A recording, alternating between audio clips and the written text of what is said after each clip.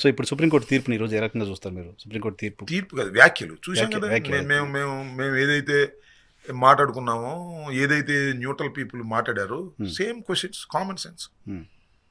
Common సెన్స్గా అడిగారు. ఏమంటే అసలు మీరు ఈ ఆధారాలు ఏమున్నాయని మీరు కొవ్వు కలిసిందని నిర్ధారణకు వచ్చారు?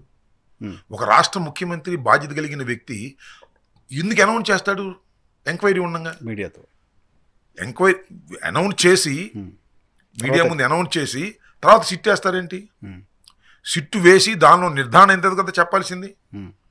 ఇంకొక రీజనబుల్ పాయింట్ నేను చాలాసార్లు అడిగాను, జగన్మోహన్ రెడ్డి గారు చాలాసార్లు అడిగారు, వైఎస్ఆర్ కాంగ్రెస్ పార్టీ చాలాసార్లు అడిగింది, న్యూట్రల్ పీపుల్ చాలాసార్లు అడిగారు. అసలు రిపోర్ట్ వచ్చిన 23వ తారీఖున, జూలై 23వ తారీఖున ఈఓ గారు ప్రెస్ మీట్ పెట్టి దీనిలో అడల్టరేషన్ ఉందని సర్టిఫికెట్ చేశారు, అది కూడా వనస్పతి అని చెప్పి, ఇవాళ నువ్వు కొవ్వు కలిసిందంటావేంటి? What is the difference between your statement and EO statement? ఎందుకు డిఫర్ అవుతున్నారు ఏంటి? What is the logic? అంటే ఈఓ పర్ఫెక్ట్గా యాక్ట్ చేస్తున్నాడు, నువ్వు రాజకీయ కక్షతో యాక్ట్ చేస్తున్నావు. నువ్వు రాజకీయ కక్షతో యాక్ట్ చేసి ఈఓని కూడా రాజకీయ కక్షతో యాక్ట్ చేయమంటున్నావు. అతను కొంత మునిగిద్దే, అతను ఐఏఎస్ ఆఫీసరే, senior most IAS officer, I know him very well. కొంతకాలం ఆయన ఇరిగేషన్ సెక్రటరీ కూడా పనిచేశారు. వాళ్ళని ఇరికించేస్తున్నాడు ఇవాళ. మరి అతను ఏం చేస్తాడు? ముఖ్యమంత్రి పోస్టింగ్ ఇచ్చాడు, మరి సీనియర్ మోస్ట్, ఆయనేమో పందికొవ్వు కలిసిందన్నాడు, ఈయనేమో వనస్పతి కలిసిందన్నాడు. ఇప్పుడు ఆయన కూడా పందికొవ్వు కలిసిందని చెప్పాలా? చెప్తే ఎట్టా నిర్ధారణ అవుద్ది? సుప్రీంకోర్టుకి అయితే చెప్పారు ఆయన, వాడలేదని. వాళ్ళేదని చెప్పాడు, ఈజ్ అ ఫ్యాక్ట్. కానీ చంద్రబాబు నాయుడు గారు వాడారు, ఎక్కడ వాడారు తెలియదు అన్నాడు.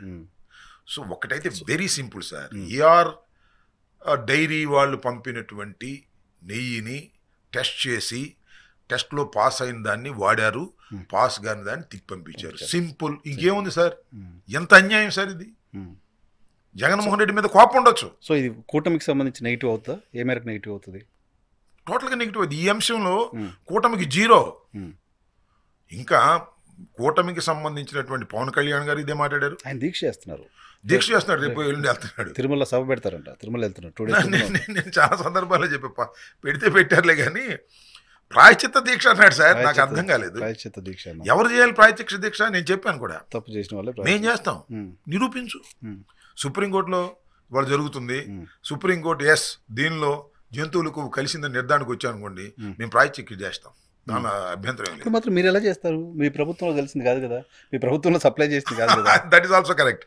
అది మా ప్రభుత్వంలో నిర్ణయించబడినటువంటి కాంట్రాక్టర్ కాదు, మా ప్రభుత్వం కూడా కాదు. మా ప్రభుత్వంలో టెండర్లు పిలిస్తే ఎలక్షన్ కమిషన్ అధికారం ఉన్న రోజుల్లో నిర్ణయించినటువంటి ఏఆర్ డైరీ ఇక వాళ్ళు సప్లై చేసిన దానిలో నిజంగా వీళ్ళు కవ్వు కలిస్తే దానికి బాధ్యులు కూడా చంద్రబాబే.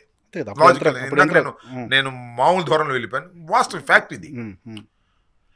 అప్పుడు చేయాలి ప్రాయశ్చిత్తం. అసలు ఏంటి నాకు అర్థం కాదు. మేము చేసామని నిరూపిస్తే మేము ప్రాయశ్చిత్త దీక్ష చేస్తాం. నేను నానాజీ ఉన్నాడు వాళ్ళ ఎంపీ, ఆయన ప్రాయశ్చిత్త చేశాడు, ఎందుకంటే తప్పు చేశాను కాబట్టి ఒప్పుకుని చేశాడు. దట్ ఈస్ కాల్డ్ ప్రాయశ్చిత్త దీక్ష. పవన్ కళ్యాణ్ గారు కూడా ఏదైనా తప్పు చేస్తే ఆయన చేయొచ్చు. ఆయన ఎందుకు చేస్తున్నాడంటే నేను సింపుల్గా అర్థమయ్యేది అది నాకు. I may be wrong or right. ప్రచారం కోసం చేస్తున్నాడు. ఇప్పుడు ఏం అవసరం ఆయనకి ప్రచారం? నెగిటివ్ జగన్మోహన్ రెడ్డికి యాంటీ ప్రచారం.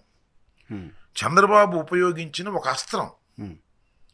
నేను చూడండి, మీరు ఒకసారి వైఎన్ఆర్ గారు మొత్తం చంద్రబాబు నాయుడు గారు ప్రమాణ స్వీకారం చేసిన తర్వాత ఇప్పటి వరకు చాలా కీలకమైన సందర్భాల్లో పవన్ కళ్యాణ్ గారు మాట్లాడాల. అవును, సైలెంట్ మెయింటైన్ చేస్తూ సైలెంట్గా ఉన్నాడు.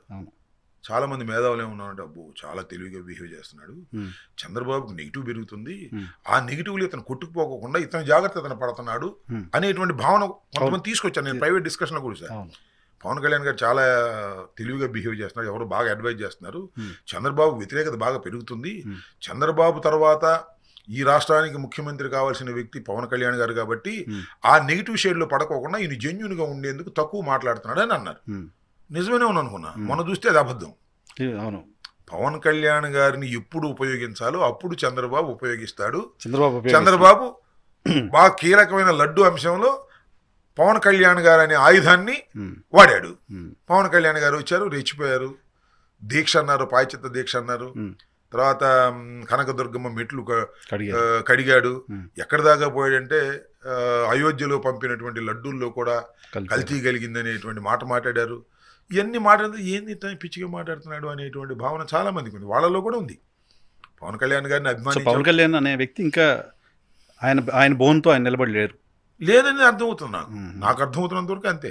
ఓకే. ఆయన కాళ్ళ మీద నిలబడే పరిస్థితి లేకపోగా అసలు నాకు చాలామంది పొద్దున కూడా ఒక మిత్రుడు మాట్లాడి నాతో ఇంటలెక్చువల్, అసలు పవన్ కళ్యాణ్ గారు సింగిల్గా రాజకీయాలు చేసే పరిస్థితి ఉండదు, ఎవడొకటి తోడు కావాలి బీజేపీను, ఆ ధోరణిలో ఎదగట్లేదు ఆయన, అలాంటి ప్రయత్నం కూడా చేయట్లేదని అన్నారు. ఇట్ మే బి కరెక్ట్ అని అనిపిస్తుంది నాకు.